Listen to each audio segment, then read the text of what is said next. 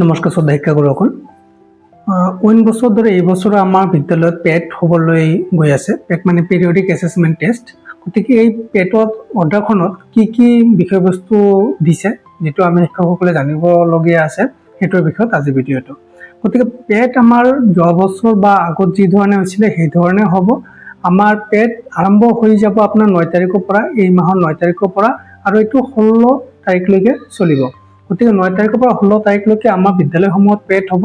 কিন্তু এই বছৰ যিটো আমাৰ বৰ্তমান যিটো হ'বলৈ গৈ আছে পেট, তাত আমাৰ FLN গ্ৰেডসমূহ বাদ দিছে, মানে 1 2 বাদ দি পেলাই 3 পৰা 8 লৈকে লৈছে। গতিকে 3 পৰা 8 লৈকে আমাৰ ক্লাছসমূহত পেট হ'ব। আৰু এইটো ডেট ৱাইজ দি দিছে আপোনাৰ 9, 10, 11, 12 এইকেইটা আপোনাৰ ক্লাছ 3 পৰা 5 লৈকে ক্লাছবিলাকত হৈ যাব।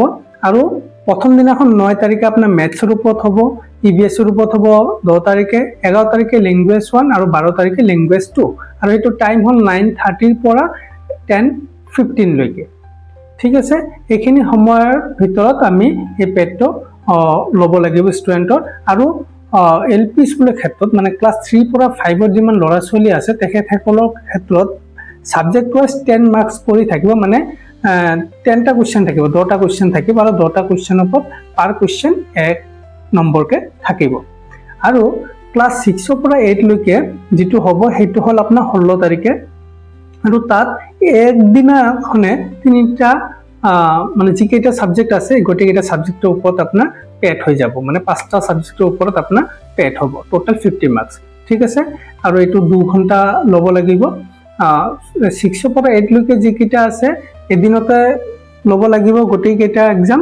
আৰু যিজন টিচাৰ ছাবজেক্টৰ যিজন টিচাৰৰ পৰা সেই টিচাৰজনে ল'ব লাগিব।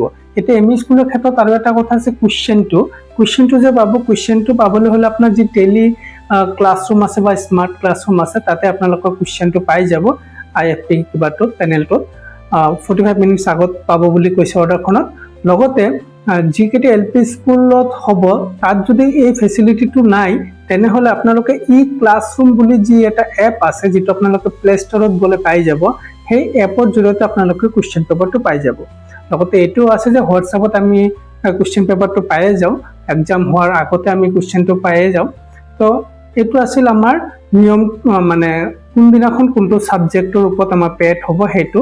লগতে কিছু নিয়ম আৰু আছে, যিটো পেট হ'ব আপোনাৰ সেই কুৱেশ্যনটো আপোনালোকে বৰ্ডত লিখি দি পেলাই আপোনালোকে ষ্টুডেণ্টক এনচাৰ কৰিব দিলে, ষ্টুডেণ্টে যেতিয়া এনচাৰ কৰিব সেই এনচাৰটো আপুনি চেক কৰি পেলাই ৰেডি ৰাখিব। আৰু সেইটো আপোনালোকে আগত যি ধৰণে টেটত চুইপচাট এপৰ জৰিয়তে আপোনালোকে ৰেছপন্সখিনি ছাবমিট কৰিছিলে, ঠিক সেই ধৰণে ছাবমিট কৰিব লাগিব। আৰু তাৰ ওপৰত আপোনালোকৰো ট্ৰেইনিং এখন হ'ব। গতিকে যিমান অফিচিয়েল আছে এডুকেশ্যন ডিপাৰ্টমেণ্টৰ লগত জড়িত প্ৰায় প্ৰত্যেকৰে ট্ৰেইনিং হ'ব সেইটোৰ ওপৰত। আৰু টিচাৰসকলৰ ট্ৰেইনিং হ'ব এইটো 6 তাৰিখে। ঠিক আছে, টিচাৰসকলৰ ট্ৰেইনিং 6 তাৰিখে হৈ যাব। 9 তাৰিখৰ পৰা আপোনাৰ পেট আৰম্ভ হৈ যাব। আৰু সেই 9 তাৰিখৰ পৰা 30 তাৰিখলৈকে আপোনাৰ সেই পৰ্টেলটো খোলা থাকিব। চুইপচাটৰ এপৰ জৰিয়তে আপোনালোকে ৰেছপন্সটো ছাবমিট কৰিব লাগিব, মানে এই জুন মাহৰ ভিতৰতে আপোনালোকে সেই ৰেছপন্সটো ছাবমিট কৰি দিব লাগিব। গতিকে এইখিনি আছিল বিষয়বস্তু যি আলোচনা কৰিবলগীয়া আছিল আপোনালোকৰ লগত পেট সম্বন্ধীয়। আৰু বাকী চাৰ্ট বৰ্ডৰ জৰিয়তে আপোনালোকে কেনেকৈ কামটো কৰিব সেইটোৰ ওপৰত পৰৱৰ্তী সময়ত ভিডিঅ' এখন লৈ আহিম। ধন্যবাদ।